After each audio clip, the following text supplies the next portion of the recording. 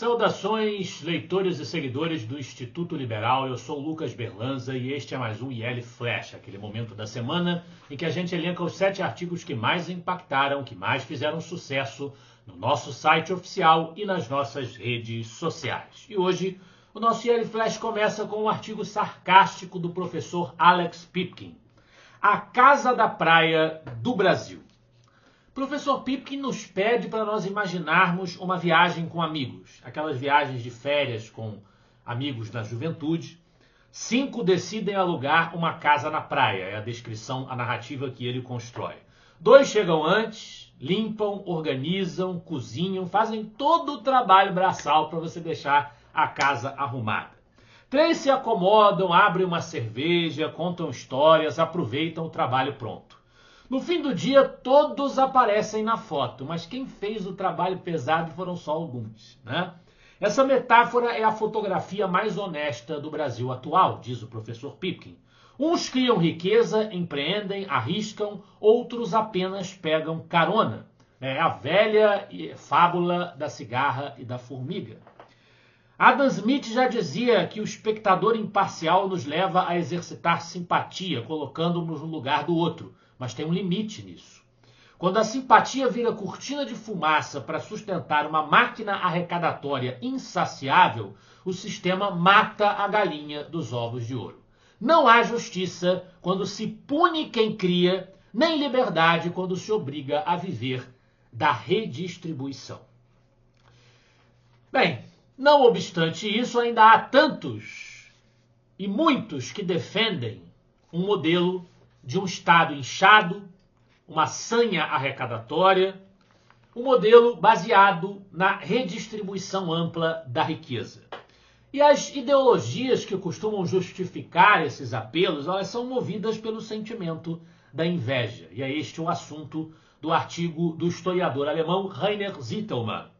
Quando a inveja se torna uma arma política. O professor Rainer Zitelmann faz referência ao livro do filósofo alemão Christian Neuhauser, A Riqueza como Problema Moral, que é um livro em que o autor simplesmente defende a proibição da riqueza, isso mesmo, seja proibido as pessoas terem muito dinheiro.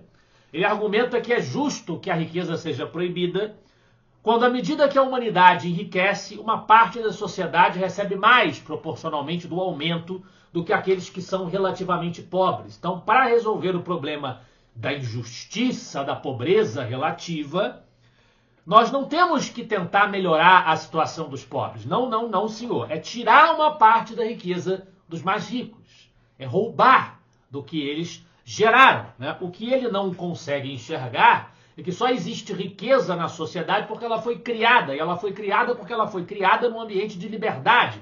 E há um ambiente de liberdade porque há capitalismo. E no capitalismo há ricos. Não há como fugir desta situação. Nem há por que desejar fugir desta situação.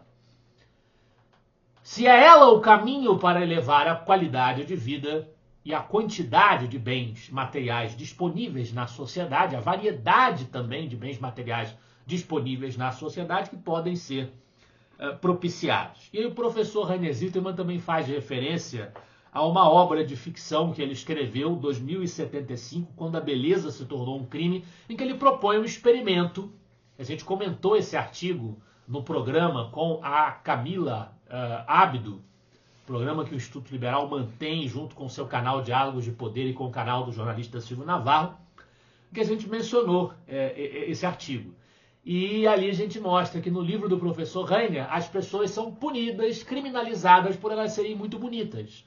São criminalizadas como que elas são punidas? Com esterilização, com sofrendo impostos pela beleza que tem e até sofrendo cirurgias mandatórias para que elas fiquem mais feias, né? São coisas que a gente imagina num cenário distópico, mas o professor também aponta que há já quem fale abertamente nessa suposta necessidade de você equalizar a beleza das pessoas. Então, não é tão devaneio assim a gente imaginar. As coisas mais lunáticas, mais excêntricas, mais insanas já não são mais devaneio diante do que a nossa realidade nos atesta.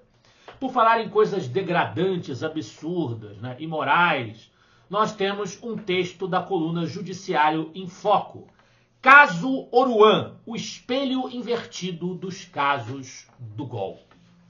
Aqui, a Kátia Magalhães, que é a autora desta coluna Judiciário em Foco, a Kátia relata como o cantor Oruan foi solto por decisão do ministro Ilan Pachornik, do STJ. Ele foi denunciado pelo MP, a terceira vara criminal do Rio de Janeiro, após investigações sobre uma suposta tentativa de homicídio que ele teria feito, né? E por ocasião do recebimento da denúncia, a magistrada havia determinado sua prisão preventiva. Em julgamento de habeas corpus impetrado por Oruan, o TJ do Rio de Janeiro manteve a detenção porque o rol de provas indicava que ele colocava em risco a ordem pública e a própria aplicação da lei penal, mas numa canetada monocrática e desidratada, o togado do STJ negou isso tudo, o risco de fuga, né, a periculosidade do cantor Oruan, né, e acabou aprovando aí a soltura dele, né? O cantor, réu em ação penal proposta perante o juízo competente, que é o juízo de primeira instância, porque ele não tem foro privilegiado, da comarca onde se desenrolaram os fatos alegados, pôde ingressar com habeas corpus e em seguida com recurso ao STJ contra a decisão que havia sido desfavorável a ele. Compare a situação do Oruan com os presos do 8 de janeiro. Essa a proposta do artigo da Kátia, mostrando que os presos do 8 de janeiro são julgados onde não devem, não têm direito a nada, né? São condenados a penas draconianas, não tem habeas corpus, não tem soltura, não tem nada, não teve direito ao clesão de ser tratado como deveria. Ele morreu na prisão em função destas arbitrariedades cometidas pelo Supremo Tribunal Federal. E é Supremo Tribunal Federal o assunto do artigo também da coluna Judiciário em Foco, autocontenção na era Fachin. O texto é um questionamento para aqueles que aplaudiram o fato de que Fachin se tornou presidente do STF no lugar de Luiz Roberto Barroso, dizendo que não há motivos, apesar do discurso do Fachin ter sido moderado em comparação com o do Barroso na posse, não há motivos para acreditar, para se animar com Fachin, que ele vai colocar o STF no seu devido lugar. Isso não irá acontecer e o passado de Fachin, a sua trajetória, as suas ideias, os seus posicionamentos mais remotos e mais recentes demonstram que o máximo que se pode esperar é um pouco mais de descrição formal, mas na prática não vai mudar o caminho seguido pelo nosso Supremo Tribunal Federal, pela nossa Suprema Corte. Vamos mudar para o cenário internacional com o professor Alex Pipkin, Checkmate ao terror, a verdade histórica de Israel. Professor Pipkin, mais uma vez, falando sobre o caso Israel versus Hamas, a questão da Palestina, defendendo, mais uma vez, um Estado palestino, mas um Estado palestino que não seja comandado pelo terror, e não seja comandado pelo crime organizado do Hamas, evidentemente. Na sequência, nós temos uma análise da obra de Mises sobre o socialismo, de autoria de João Loyola, o socialismo como a ilusão destrutiva da modernidade. A obra de Mises, Socialismo, uma análise econômica e sociológica, desmascara a ilusão, que também assim como são iludidos os fanáticos do Hamas, citados no artigo anterior, aqui nós temos a ilusão dos socialistas, que recusam a lógica para defender a ideia de que é possível construir uma sociedade com uma economia centralizada, uma sociedade que se baseia numa ideologia que se diz uma filosofia científica, como o marxismo se apresentava originalmente. Na liderança do Yale Flash de hoje, agora uma homenagem do João Luiz Mauad à sabedoria de Charlton Heston. É, na verdade, uma republicação do texto do Mauad, reunindo frases que têm a ver com liberdade desse grande ator de Hollywood, Charlton Heston, o astro de Os 10 Mandamentos, nascido em 4 de outubro de 1923, falecido em 5 de abril de 2008. Charlton Heston interpretou Moisés, Michelangelo, Marco Antônio, João Batista, Andrew Jackson e, acima de tudo, Ben-Hur, personagem que rendeu um Oscar a esse grande ator.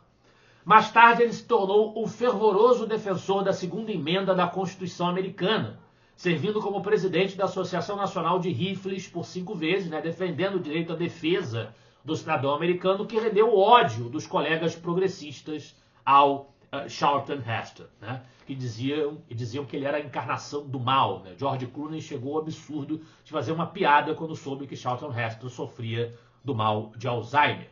Além de defender o direito de defesa do povo americano, Heston era um defensor extremado da liberdade de expressão e um opositor ferrenho dos dogmas politicamente corretos, tão caros ao meio progressista norte-americano. Esse foi o nosso IL Flash de hoje. Eu espero que vocês gostem dos artigos e dos debates proporcionados pelo Instituto Liberal. Semana que vem estaremos de volta. Afinal de contas, para nós, você é a parte mais importante da sociedade. Até a próxima.